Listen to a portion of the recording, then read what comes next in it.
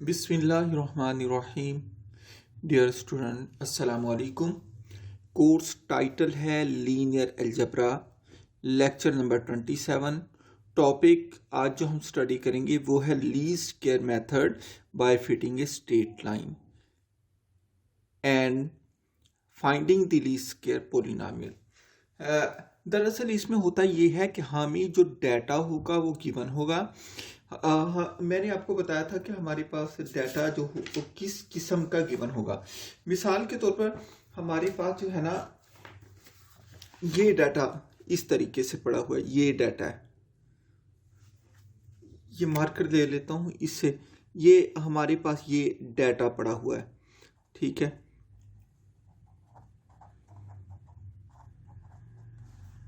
इधर इधर सारे डाटा है, लेकिन हमने वहां एक लाइन फिट करनी है इस तरीके से। ये लाइन जो होगी ये इसके लिए सॉल्यूशन होगा, और ये लाइन जो होगी ये हर पॉइंट के तकरीबन करीब तरीन होगी, ठीक है। अगर पॉइंट कोई इससे लाइन के करीब है तो इस लाइन से दूर भी है, ये इसको खुद मैनेज कर लेगा।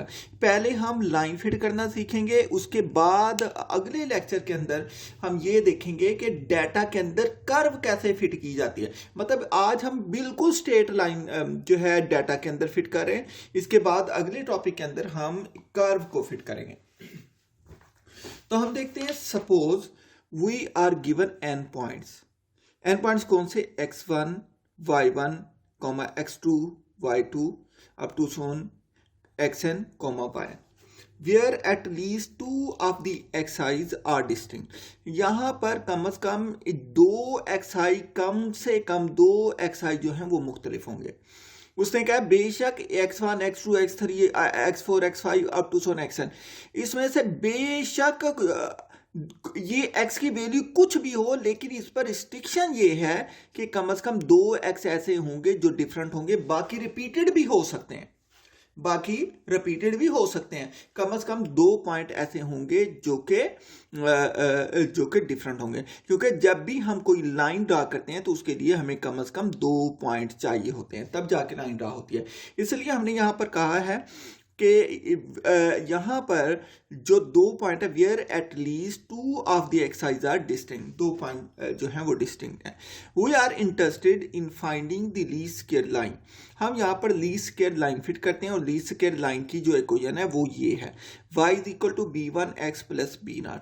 यहाँ पर स्टूडेंट ये एक लाइन है, ये एक स्ट्रेट लाइन है, ठीक है। यहाँ पर जो b1 और b0 है ये अननोन है, जबकि x की वैल्यू जो होगी गिवन होगी। b1 का कोफिशिएंट कुछ नहीं है तो b1 का कोफिशिएंट 1 होगा, ठीक है। लिखने की जरूरत नहीं है, ये आपने अंडरस्टैंड करना है कि b0 का कोफिशिएंट 1 है, और जो b1 का कोफिशिएंट है वो x है। जो x की वैल्यूज होंगी ये गिवन होंगी हमेशा। हमने फाइंड किसकी वैल्यूज करनी होंगी? हमने b1 और b0 की वैल्यू फाइंड करके यहां पर पुट करनी है। ये जनरल इक्वेशन है, हमने फाइंड क्या करना है? b1 और b0 की वैल्यू फाइंड करनी है। तो that best fit the data, ये ऐसी लाइन है जो कि उस डाटा के अंदर अच्छे तरीके से फिट होनी चाहिए, ठीक है। जो इससे बेस्ट फिट हो ही नहीं सकता, इतनी यानी कि एक्यूरेट होनी चाहिए, ठीक है। If the points x1 y1 x2 y2 up to so on xn yn, ये सारे के सारे ऑर्डर पेयर की शक्ल में पॉइंट हैं, ठीक है। और पॉइंट आपको पता है कि प्लेन के अंदर पॉइंट ऑर्डर पेयर की शक्ल के ही होते हैं। मैं यहाँ पर जो बात कर रहा हूँ इन पॉइंट के हवाले से, ये जनरल पॉइंट की बात कर रहा हूँ, जबकि क्वेश्चन के अंदर ये पॉइंट जो है आपको गिवन होंगे, ठीक है। We are exactly on the least square line, we would have yi is equal to b1xi plus b0, ये इक्वेशन 2 हो गई, ठीक है। मैंने क्या किया इसी इक्वेशन को मैं, क्योंकि पॉइंट कितने हैं, पॉइंट n है, इसलिए इन तमाम पॉइंट, ये तमाम पॉइंट जो हैं इस इक्वेशन को सेटिस्फाई करते हैं। इन तमाम पॉइंट को डालने के लिए मैंने इसे इंडिसेस की शक्ल में लिख दिया है। y को y इंडेक्स के साथ लिखा, b1 वैसे का वैसे, क्योंकि ये फाइंड करना है। x गिवन होंगे, इसके भी n पॉइंट गिवन होंगे, इसे भी i के साथ लिखा, और प्लस b0। मैं मतलब b0 और b1 के साथ i नहीं आएगा, बाकी yi और xi आएगा इसके अंदर। since some of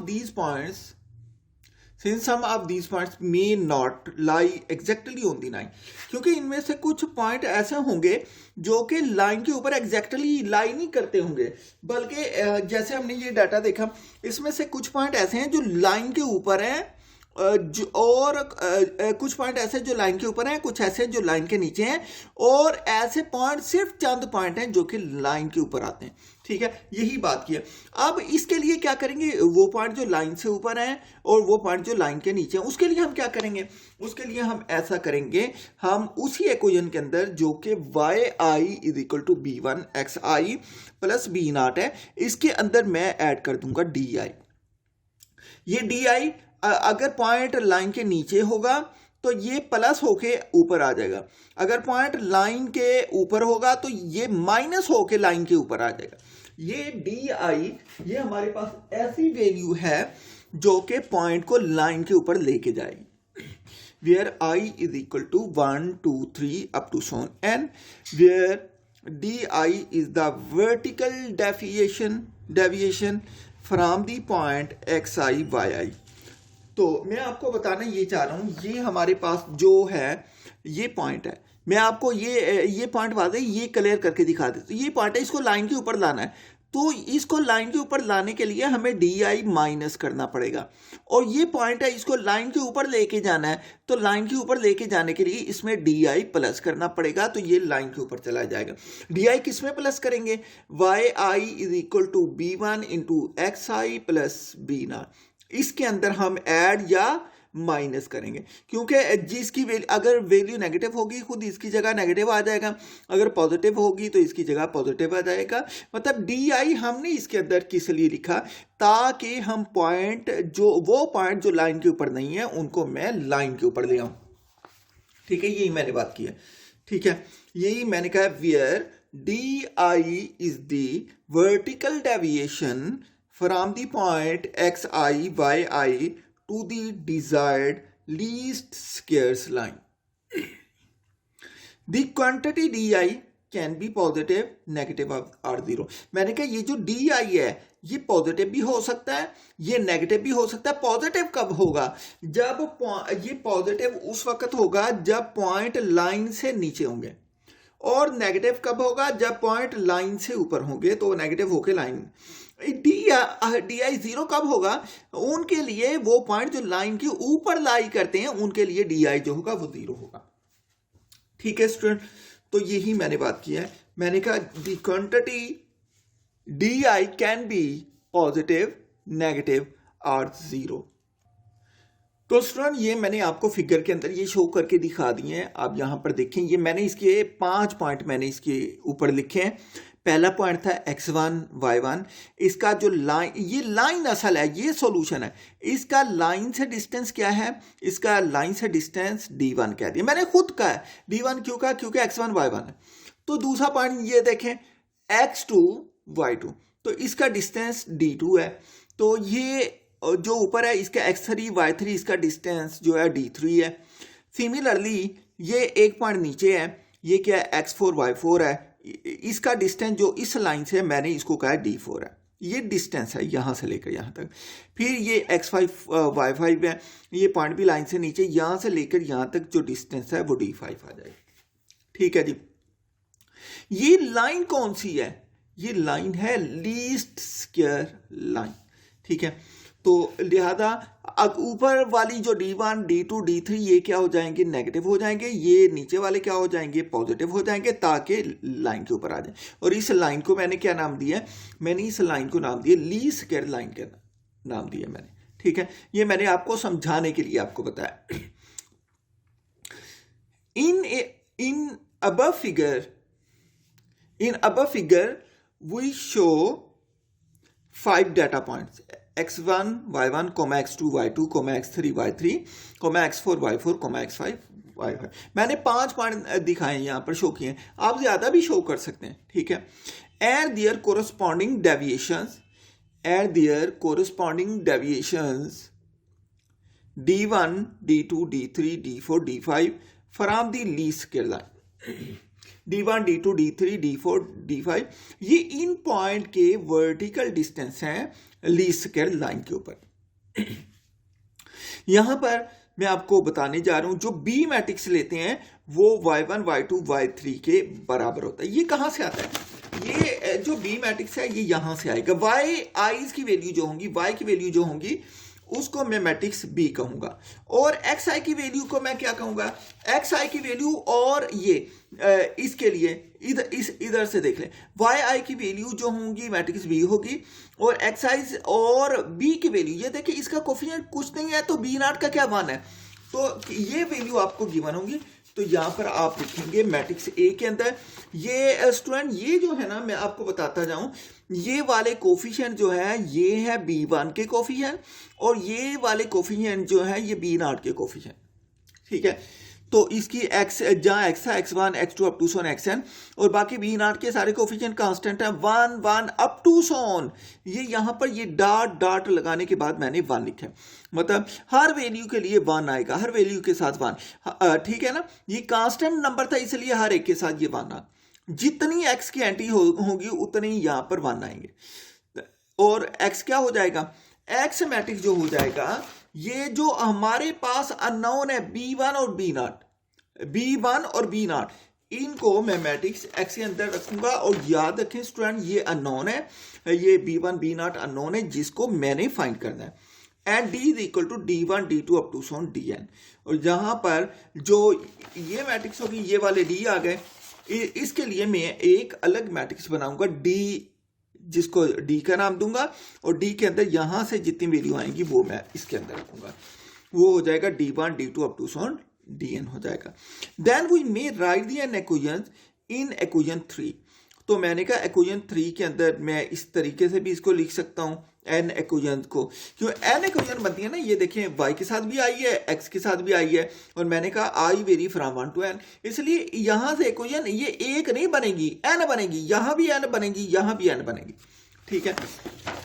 तो इसको हम जनरली एक ही मैट्रिक्स की शक्ल में इस तरीके से लिख सकते हैं, ये b is equal to a into x plus ये d, ये इसकी शक्ल में लिखी गई। इस इक्वेशन को भी देखें तो b के अंदर y की वैल्यूज है, ये b के अंदर ये y की वैल्यूज आ जाएंगी, ये सारा ax आ जाएगा, और ये सारा क्या आ जाएगा? d आ जाएगा। लिहाजा मैं इसको मैट्रिक्स की शक्ल में इस तरीके से लिख सकता हूं, b is equal to a capital X plus d। Here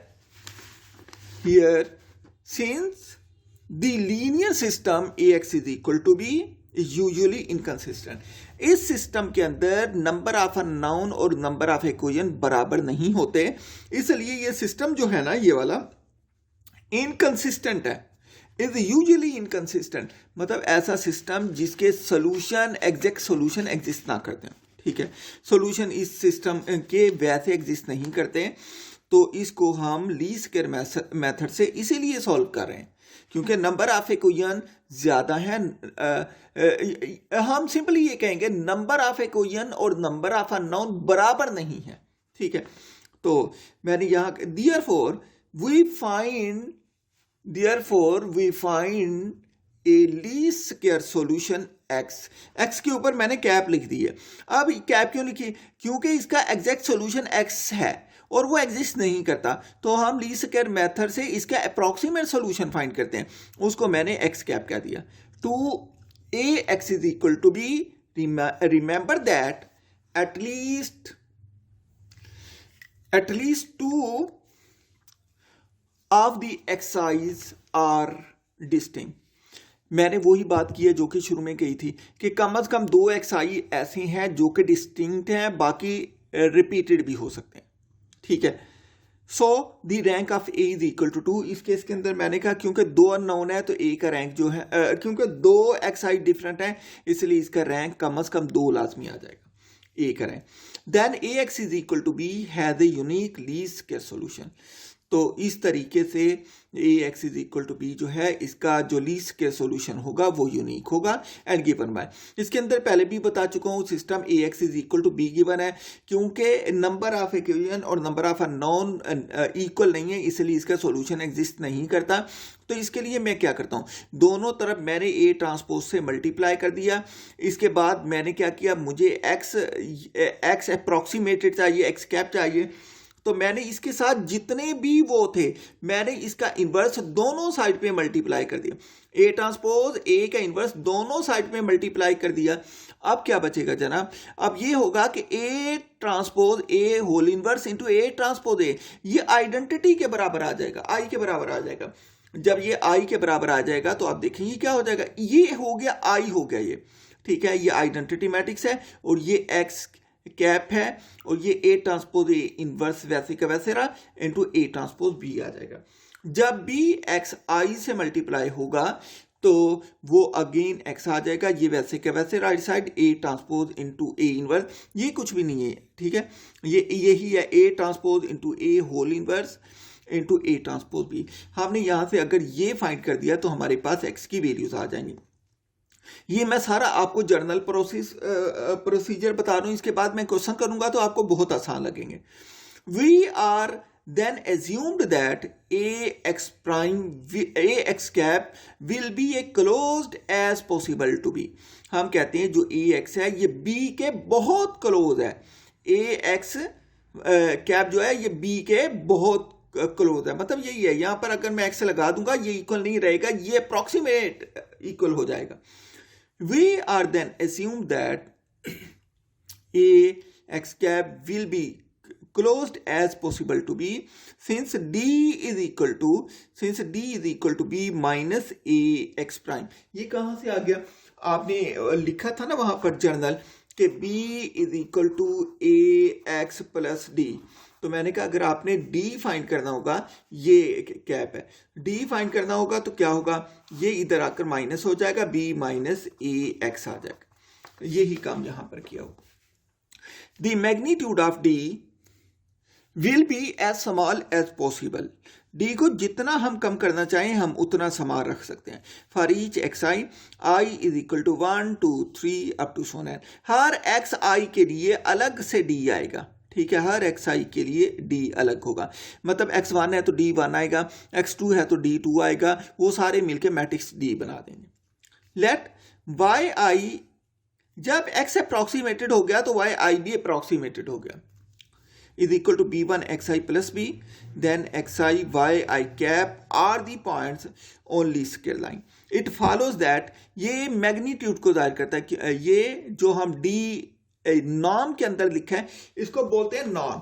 ये जो हम इस तरीके से ये लिखते हैं ना, ये डबल लाइन लगाते हैं, ये नॉर्म होता है। और नॉर्म के अंदर हम हमेशा वेक्टर या मैट्रिक्स लिखा जाता है, जैसे ए नाम है तो इसका मतलब ए जो है या वेक्टर है या मैट्रिक्स है, ठीक है। अगर सिंपल वेक्टर हो, ये मैं जो यहां पर वेक्टर की बात कर रहा हूं, वेक्टर क्या होता है इसके अंदर आपको मैंने पहले भी बताया था कि रो मैट्रिक्स या कॉलम मैट्रिक्स, इनको हम वेक्टर्स कहते हैं, ठीक है। मतलब ऐसा मैट्रिक्स जिसकी एक रो हो या एक कॉलम हो उसको हम क्या कहते हैं, वेक्टर्स कहते हैं। ये वो वेक्टर है, ये फिजिक्स वाले वेक्टर नहीं है, इसलिए इसकी मैग्नीट्यूड निकालने के लिए हम नॉर्म का इस्तेमाल करते हैं। जो मैंने ये लिखा है इसे हम पढ़ते हैं ए नॉर्म, ठीक है। तो इसके बाद इसको निकालना है, तो it follows that d norm is minimized equivalently d norm is equal to d1 square plus d2 square plus d up to so on dn square will be minimize. इसको हम मिनिमाइज कर देते हैं इस तरीके से। शॉर्टकट प्रोसीजर मैंने लिखा, यही इसमें पहले क्या करेंगे, दी procedure for finding the least square line. ये वही बात जो रिवाइज करके आया मैंने 2-3 स्टेप में लिख दी है। सबसे पहले हम एक लाइन लेंगे, y is equal to b1 x plus b0, ठीक है। इसके बाद आपको डाटा गिवन होगा, ये लाइन है, इसके लिए डाटा गिवन होगा। डाटा क्या होगा जी, डाटा हमारे पास होगा x1, y1, x2, y2 up to so on xn, yn, where at least 2 of the xi's where at least two of the xi's are different is as follows. इसमें कम से कम मैंने वही बात की है कि 2 xi ऐसे होने चाहिए जो कि डिफरेंट होने चाहिए। तो स्टेप 1 में क्या करना है, स्टेप 1 में आपने एक मैट्रिक्स बी बना लेना है जो कि सारी की सारी y की वैल्यू आएंगी, y1 y2 up to yn। दूसरा मैट्रिक्स ए बनाना है जिसके अंदर सारी की सारी एक x की वैल्यू आएंगी, x1 x2 up to xn। दूसरी तरफ b0 का कोफिशिएंट जो कि 1 है वो सब के साथ आ जाएगा। एंड आपने फाइंड क्या करना है, b1 और b0 फाइंड करना है। इसको मैट्रिक्स x का नाम दे दिया हमने, ठीक है। स्टेप 2 के अंदर क्या करना है, हमने ये नॉर्मल सिस्टम इस तरीके से बना लेना है, मतलब जो भी सिस्टम गिवन होगा बोथ साइड पे ट्रांसपोज से मल्टीप्लाई करना है। आपने वैल्यू निकाल लेनी है ए ट्रांसपोज ए की और ए ट्रांसपोज बी की। उसके बाद इसी के अंदर वैल्यू पुट करके यहां से आपने एक्स की वैल्यूज निकाल लेनी है।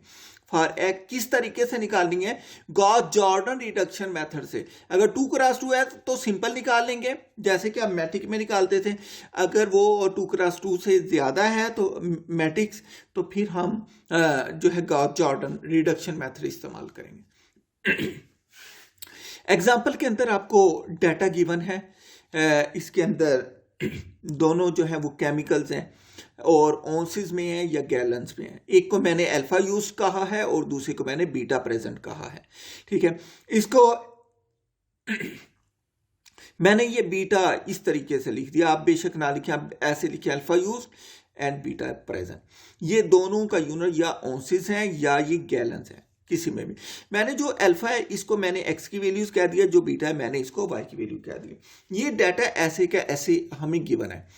ये उसने कहा जब अल्फा 3 है तो बीटा 4.5 है, जब अल्फा 4 है तो बीटा 5.5 है, अल्फा 5 है 5.7, अल्फा 6 है बीटा 6.6, अल्फा 7 है बीटा 7.7, अल्फा 8 है बीटा 7.7, अल्फा 9 है बीटा 8.5, अल्फा 10 है बीटा 8.7, अल्फा 11 है बीटा 9.5 और अल्फा 12 है तो बीटा 9.7। तो उसने कहा है find an equation of the least squares line for the given data. उसने कहा है कि आप इसके लिए एक लीस्ट स्क्वेयर लाइन फाइंड करें इस डाटा के लिए। Number 2, use equations obtained in part A, जो आंसर पार्ट ए के अंदर आया, to predict the number of ounces of beta present.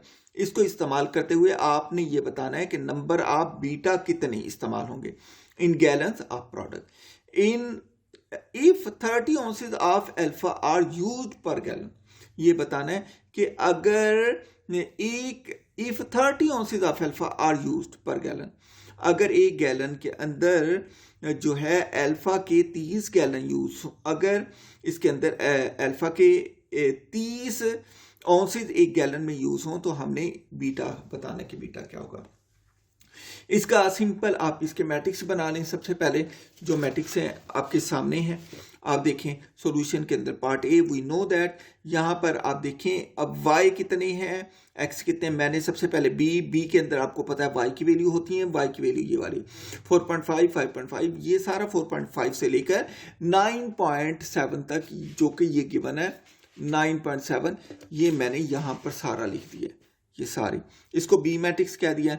x क्या है, b1 एंड b0, ठीक है। नेक्स्ट देखते हैं,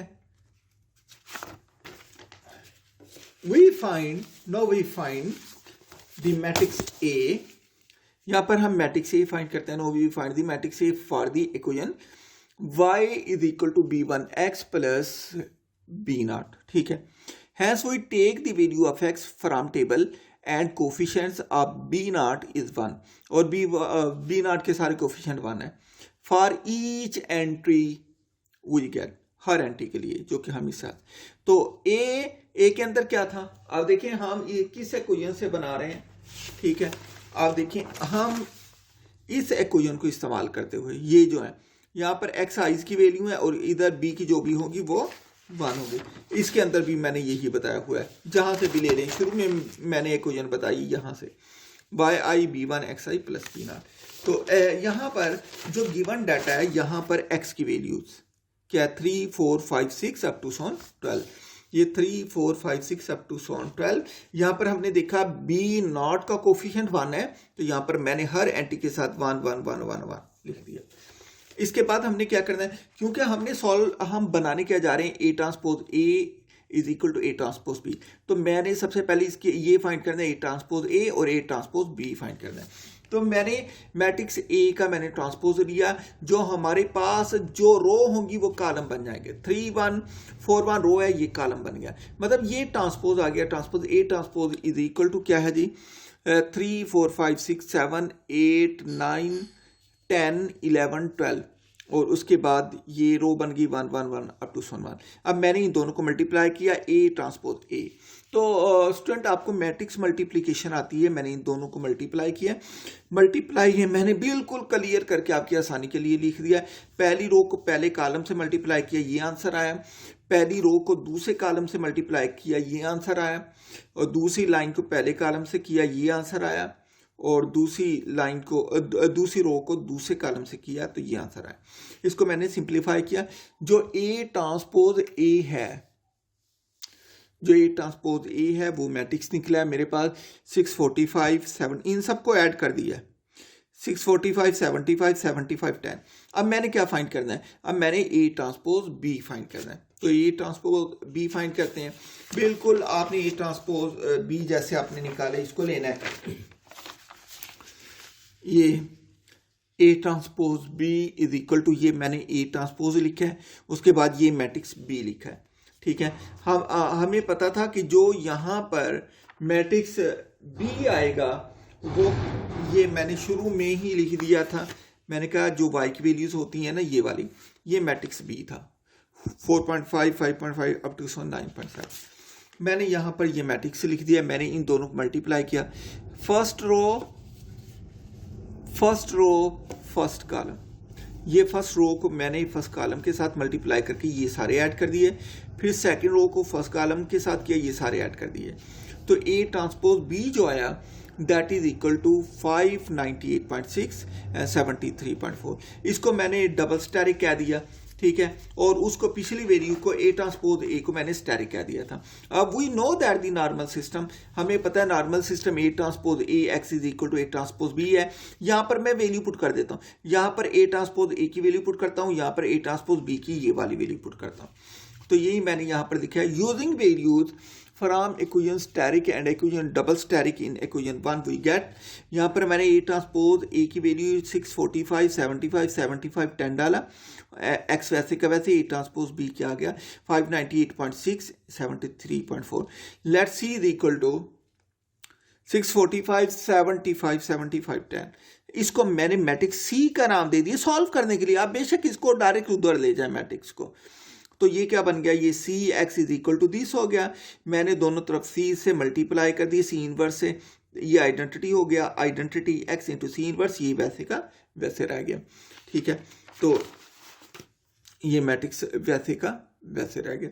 अब मैं C का मैं इनवर्स फाइंड करता हूँ। इनवर्स आपको फाइंड करना आता है 2x2 मैट्रिक्स का। तो मैंने क्या किया, यहाँ पर C इनवर्स फाइंड करने के लिए मैंने क्या किया, C inverse is equal to adjoint of C over C determinant. तो यही मैंने C इनवर्स एडजॉइंट, इसका एडजॉइंट ऊपर वाले का मैंने C मैट्रिक्स लिख दिया, adjoint of C matrix divided by C determinant. तो आपको पता है इन दोनों की जगह चेंज कर देते हैं, इन दोनों के साइन चेंज कर देते हैं, क्योंकि ये 2x2 मैट्रिक्स है। तो नीचे क्या आ जाएगा, नीचे डिटर्मिनेंट ये आ गया। इसके बाद C इनवर्स जो कैलकुलेट करने के बाद मेरे पास निकला है वो आ गई C is equal to this, C inverse is equal to this. अब C इनवर्स जो मैंने 4 में फाइंड किया, इसकी वैल्यू मैं यहां पर पुट करूंगा, यहां पर। तो मैंने x वैसे का वैसे लिखा is equal to C inverse है। C इनवर्स ये मेरे पास मैट्रिक्स आ गई, ये वैसे का वैसे, और ये वाला मैट्रिक्स मैंने वैसे का वैसे लिख दिया। अब इन दोनों को मल्टीप्लाई करते हैं, मल्टीप्लाई करके ऐड करते हैं, ऐड सब्ट्रैक्ट करते हैं, तो हमारे पास क्या आ जाता है, ये मैंने फर्स्ट रो फर्स्ट कॉलम से मल्टीप्लाई किया, ये आया, ये सेकंड रो फर्स्ट कॉलम से मल्टीप्लाई करके ये आ गया। तो अब देखें नेक्स्ट ये क्या हो जाता है जी, यहाँ पर x is equal to this हो गया। ये x किसके बराबर था, B1 B0 के बराबर था, that is equal to 0.5829 and B naught is equal to 2.9729। तो लिहाजा B1 जो हो जाएगा वो 0.5829 हो गया, ये पहला, और बी नॉट 2.9729 हो गया। B1 B2 की वैल्यू निकल आई। अब हमने जो इक्वेशन एज्यूम की थी, हम इसकी वैल्यू उस इक्वेशन में पुट कर देते हैं। देखते हैं इक्वेशन क्या थी हमारे पास। हमने कहा था we know that the required line is y is equal to B1x plus B naught using values of B1 and B naught in above. तो y की वैल्यू क्या आ गई, B1 की वैल्यू ये है 0.5829, x वैसे का वैसे, प्लस B नॉट किसके बराबर है 2.9729। ये इसको इक्वेशन 6 कह दी। ये मेरे पास इक्वेशन आ गई where y is the amount of beta present, x in the amount of alpha used. ये वो है। अब हमने इसको इसके अंदर उसने कहा था जब हमारे पास जो x है वो 30 ऑन्स हो जाए तो y की वैल्यू फाइंड करनी थी। तो इसको मैं सेकंड पार्ट को करता हूं। मैंने क्या किया, मैंने कहा if x is equal to 30 then by equation 6 y is equal to 0.5829 x plus 2.9729 equation 6 थी, इसमें x की वैल्यू 30 पुट की, तो y is equal to 0.5829 into x क्या हो गया 30 प्लस 2.9729, ये y की वैल्यू आ गई 20.4599। तो मैंने कहा thus there would be 20.4599 ounces of beta present in the product. इसका मैंने ग्राफ भी आपको बना के दिखा दी इन दोनों का, कि इधर मैंने अल्फा के गैलन शो किए, इधर मैंने बीटा के गैलन शो किया। तो ये सारा मैंने ये डाटा आपको, ये 3 से स्टार्ट हुआ था ना टेबल, जब ये 3 था तो y 4.5 था। ये देखें ये 3 हो गया, y यहाँ पर 4.5, मतलब मैंने ये ग्राफ की तरीके से x और y की वैल्यू पुट कर दी। ठीक है जी।